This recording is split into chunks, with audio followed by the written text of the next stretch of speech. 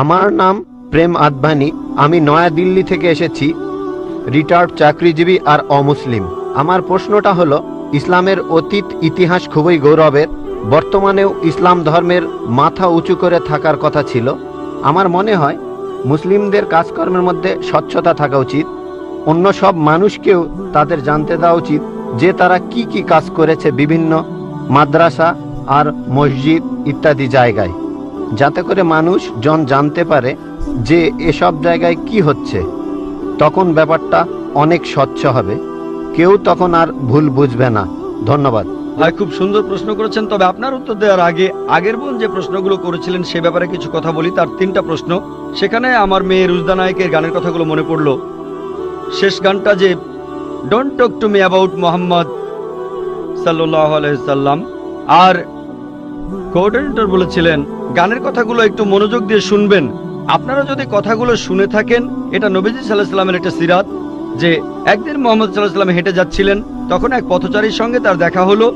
সে নবীজির বিরুদ্ধে কথা বলতে লাগলো, ও এই নবী মোহাম্মদ খুবই খারাপ লোক, তার সঙ্গে কথা বলো না। সে কিন্তু মোহাম্মদ সাল্লাল্লাহু আলাইহি সাল্লামের সঙ্গে কথা বলছে, সে জানে না ওই লোকটাই মোহাম্মদ সাল্লাল্লাহু আলাইহি সাল্লাম।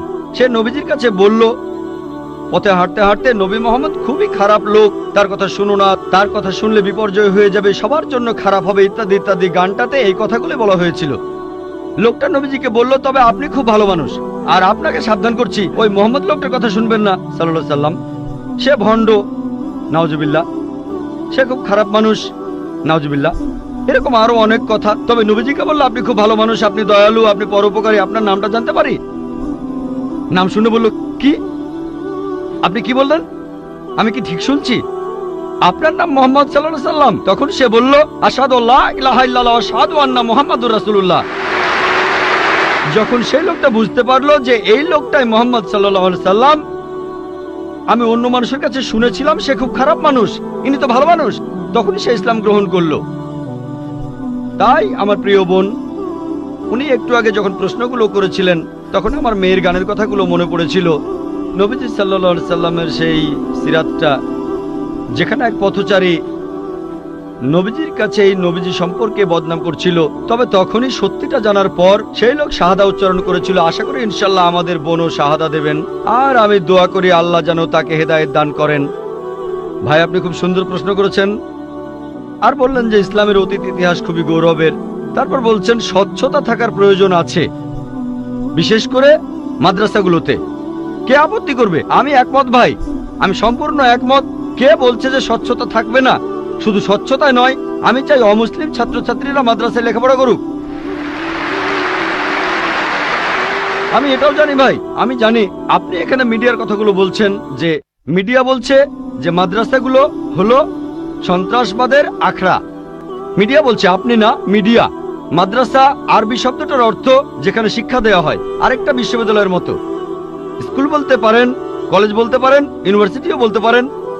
তবে মিডিয়া মাদ্রাসাগুলোকে এমনভাবে তুলে ধরে, যদি কোনো মাদ্রাসায় যান আপনি সন্ত্রাসী হয়ে যাবেন। মিডিয়া বলে আপনি না। একটা প্রশ্ন করি, এই পৃথিবীর ইতিহাসে যে লোকটা সবচেয়ে বেশি মানুষ হত্যা করেছে সে হিটলার। সে পড়েছিল কোন মাদ্রাসায়? কোন মাদ্রাসা? হিটলার কোন মাদ্রাসার ছাত্র? তারপর দেখবেন যে মাফিয়া পৃথিবী জুড়ে চোরাচালান আর মাদক ব্যবসা করে। যদি একটা জরিপ করেন এইসব স্মাগলারদের, সেই সব লোকদের যারা জেলে যায়, যদি জরিপ করেন তাদের কতজন মাদ্রাসায় পড়েছে? কতজন? খুব কম থাকতে পারে, খুব কম। বেশিরভাগই ভার্সিটিতে পড়েছে। কোন ভার্সিটি? আধুনিক ভার্সিটি, স্কুল, কলেজ। তাহলে কি বলবেন স্কুল বন্ধ করে দাও? এটা কি বলবো যে আজ থেকে স্কুল কলেজ বন্ধ, বিএ পড়া বন্ধ, বিকম বন্ধ, বিএসসি বন্ধ? না, কারণ আমি তো স্কুলে পড়াশোনা করেছি। স্কুলে শেখানো হয় না যে ডাকাতি করবেন, চোরাচালানি করবেন, দেশের বিরুদ্ধে যুদ্ধ করবেন। এই লোকগুলো স্কুলে পড়াশোনা করেছে, কিন্তু তারা স্কুলগুলোর কুলাঙ্গার। আর হিটলারও হয়তো আধুনিক শিক্ষা পেয়েছিল, আমি নিশ্চিত তার স্কুল তাকে শেখায়নি যে তুমি 60 লক্ষ ইহুদিকে হত্যা করো। তাহলে বুঝতে পারছেন এরা কুলাঙ্গার। তবে সামগ্রিকভাবে দেখবেন যে এই দেশে প্রতি বছর হাজার হাজার ছাত্র মাদ্রাসা থেকে পাশ করে, নাদবা থেকে, দেওবন্দ থেকে হাজার হাজার ছাত্র। আপনি কি বলবেন এরা সবাই মানুষ মারছে? মোটেই তা নয়। মিডিয়া ব্যাপারটা এভাবে তুলে ধরছে। এখন দেখবেন সরকার মাদ্রাসাগুলোতে যাবে, গত বছর বা তার আগের বছর সরকার নাদবা মাদ্রাসায় গিয়েছিল। তারা মাদ্রাসায় গিয়ে একটা সার্চ ওয়ারেন্ট বের করলো, চেক করবে। কি চেক করবে? আর আলী মিয়া নাদভি রহমতুল্লাহ বললেন, ঠিক আছে আপনারা চেক করেন। তারা সেখানে কিছুই পায়নি।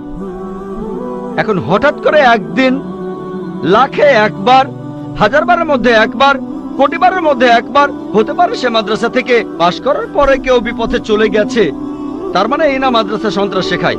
বরং দেখবেন যে সেই সব লোক যারা স্কুল থেকে পাশ করার পরে আধুনিক শিক্ষা ব্যবস্থায় কলেজে পড়ে, ইউনিভার্সিটিতে পড়ে, যেখান থেকে সার্টিফিকেট পায় বিএ, বিকম, ইঞ্জিনিয়ার, ডাক্তার, এরাই তুলনামূলকভাবে বেশি অন্যায় অপরাধ করে থাকে। আপনি যদি স্বচ্ছতার কথা বলেন, আমিও একমত। কোন মাদ্রাসায় এ কথা বলবে না যে আপনারা এখানে চেক করবেন না। আমাদের মাদ্রাসাগুলো উন্মুক্ত, আমাদের স্কুলে আমরা শেখাই মাশাআল্লাহ, বিভিন্ন ধর্মের উপর শিক্ষা দেই। আমার ছাত্ররা আমার স্কুলের, তারা সাধারণ হিন্দুদের চাইতে হিন্দু ধর্ম সম্পর্কে বেশি জানে, খ্রিস্টান ধর্ম সম্পর্কে বেশি জানে সাধারণ খ্রিস্টানদের চাইতে, ইসলাম ধর্ম সম্পর্কে বেশি জানে সাধারণ মুসলিমদের চাইতে। কারণ এখানে সব ধর্মের উপর গুরুত্ব দেওয়া হয়। তাহলে ভাই আপনি যদি স্বচ্ছতার কথা বলেন, আমি একমত, আপনার সঙ্গে আছি। এ কথা আপনাকে কেউ বলবে না, আমাদের পরীক্ষা করতে পারবেন না। আসেন, তবে নিন্দা করবেন না, নেগেটিভ মেন্টালিটি নিয়ে আসবেন না, খোলা মনে আসেন। কে জানে আল্লাহ হয়তো আপনাকে হেদায়েত করবেন, হয়তো সত্যিটা জানতে পারবেন। হ্যাঁ ভাই, আমি এখানে যেটা বলতে চাচ্ছি যে অমুসলিমরা তারা মাদ্রাসায় এসে নিজের চোখে দেখে যাবে। আমি স্বচ্ছতা বলতে এটাই বোঝাতে চেয়েছি, যাতে করে মানুষের মনে কোনো সন্দেহ না থাকে যে মাদ্রাসায় খারাপ কাজ হচ্ছে, সন্ত্রাসী বানানো হচ্ছে। ভাই খুব সুন্দর প্রশ্ন করেছেন। মাদ্রাসাগুলোকে স্বচ্ছ বানাবো যাতে অমুসলিমরা এসে পড়তে পারে। ভাই প্রথমে আমন্ত্রণ জানাচ্ছি আপনাকে, আপনার ছেলে মেয়েদের আইআরএফে আসেন, আমি আপনাকে আমন্ত্রণ জানাচ্ছি। আর ইসলামিক রিসার্চ ফাউন্ডেশনে একটা লাইব্রেরি আছে। এই লাইব্রেরিটা গোটা ইন্ডিয়ার মধ্যে বিভিন্ন ধর্মগ্রন্থের সংগ্রহের দিক থেকে একটা প্রথম শ্রেণীর লাইব্রেরি। আমাদের লাইব্রেরিতে 200-রও বেশি আলাদা আলাদা বাইবেল আছে। বাইবেলের 50টা এডিশন আছে। শুধু ভগবত গীতার অনুবাদে আছে 50টা। বেদের অনেকগুলো অনুবাদ আছে, ঋগ্বেদ, যজুর্বেদ, অথর্ববেদ। হয়তো সরকারি লাইব্রেরিতেও এতগুলো বই পাবেন না, হতে পারে আপনার ধর্মীয় প্রতিষ্ঠানের লাইব্রেরিতেও এই বইগুলো পাবেন না। আমরা উৎসাহ দেই, পড়েন আর সত্যের পথে আসেন। আর অন্যদের কথা বাদ দেন, আমি আমন্ত্রণ জানাচ্ছি আপনাকে, আপনার ছেলে মেয়েদের, আপনাদের প্লেনের টিকিটটাও দিয়ে দেব ফ্রি। আইআরএফে আসেন, আপনাকে আমরা স্বাগত জানাবো।